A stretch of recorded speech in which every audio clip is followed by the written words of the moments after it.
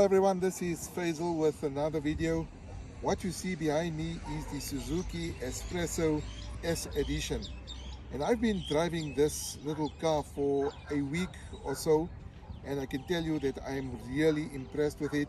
It has attracted a lot of attention, including from my colleagues at work who want to know a lot more about this little car. So let's go through some of the features and where it hails from. So the Suzuki S-Presso, which hails from India, has been tremendously successful in the subcontinent. It's one of the sought after cars in India.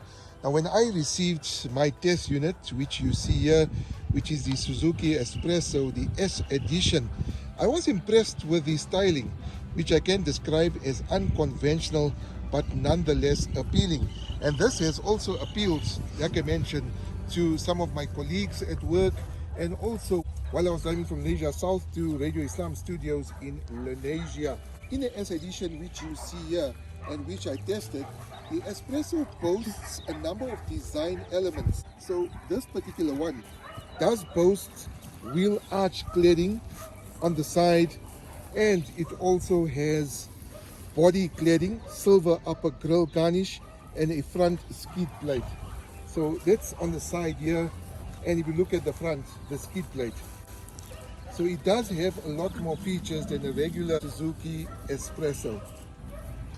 The front of the Suzuki is really impressive. Obviously it's got an unconventional design, but no doubt it does attract a lot of attention. So you've got your lights here and you've got this sort of design, but this is not the radiator grille. That's right at the bottom here. So there's no air intakes here as well. And then there's these two areas here. I would have loved for them to be fog lamps, but you can see that they're just indents.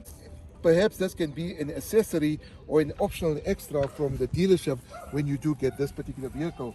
But they do have that, and fog lamps would have been absolutely great. Okay, so at the back of the Suzuki, you do get the lights here as well. And you can see that there's one reverse light, which has a bulb.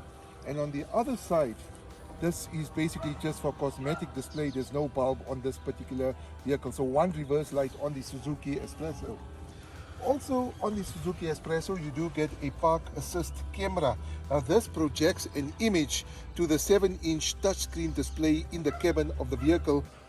Okay, now under the hood, the Suzuki S-Presso is driven by a compact 3-cylinder 1-liter petrol engine. And now this produces around 50 kilowatts at 90 Newton meters of torque and drives the front wheels via a 5-speed manual gearbox. With a curb weight of about 770 kilograms, the little 1-liter Suzuki S Edition feels surprisingly nippy and agile to drive, now with a light action clutch and smooth manual gearbox. The Suzuki S-Presso S Edition is extremely light on fuel. Traveling from my home in Malaysia South to Radio Islam studios in Malaysia claimed a consumption of around 4.9 liters per 100 kilometers, which was impressive considering I only live about 15 kilometers away from work.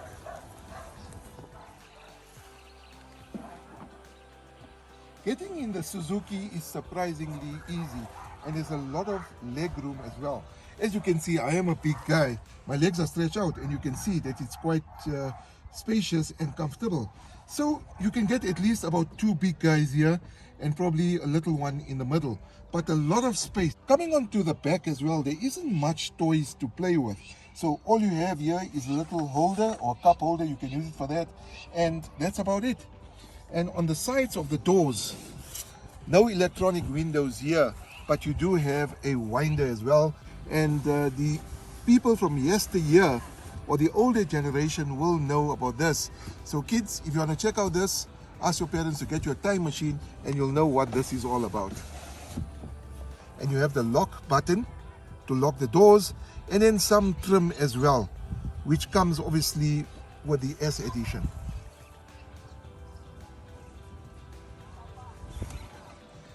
Getting the front of the Suzuki driver's seat is also relatively easy.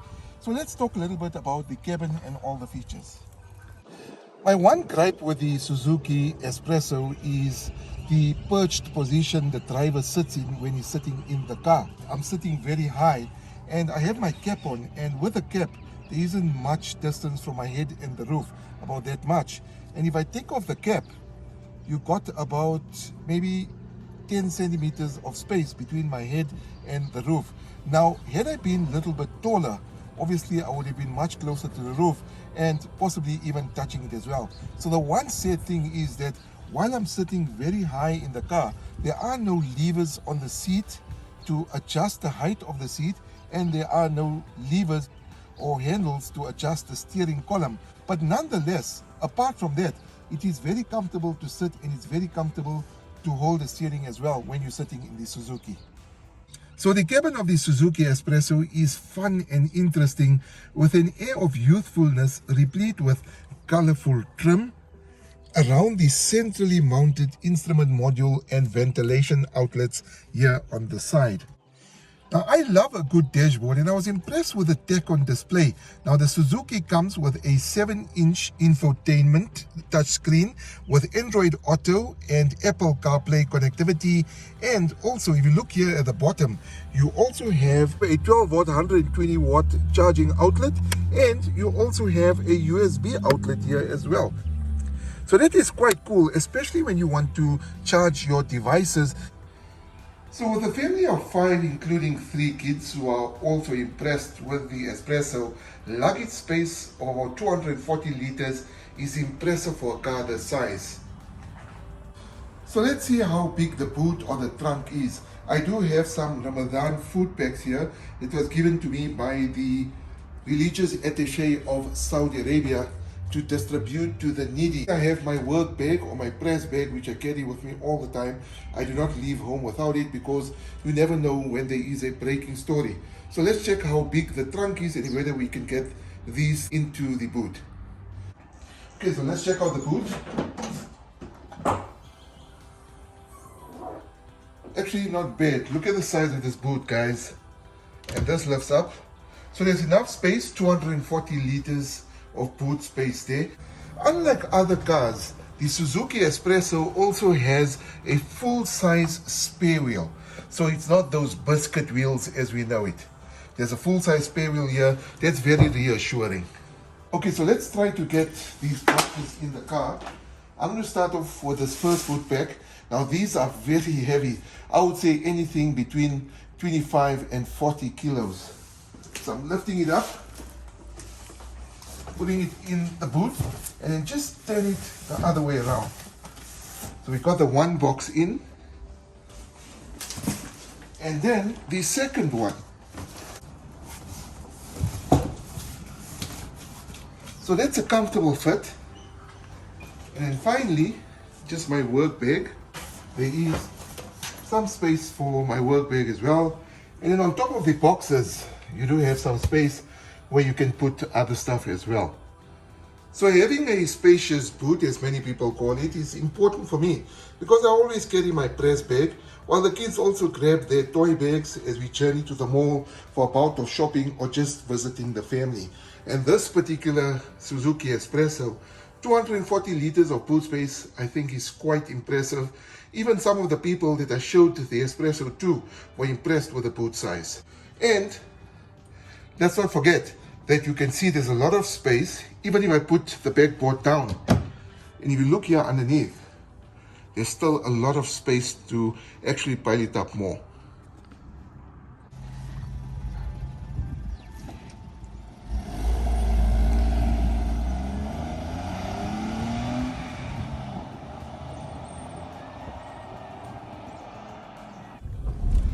Okay, so the Suzuki S-Presso is really easy and comfortable to drive, and it also picks up speed very quickly, as you can see.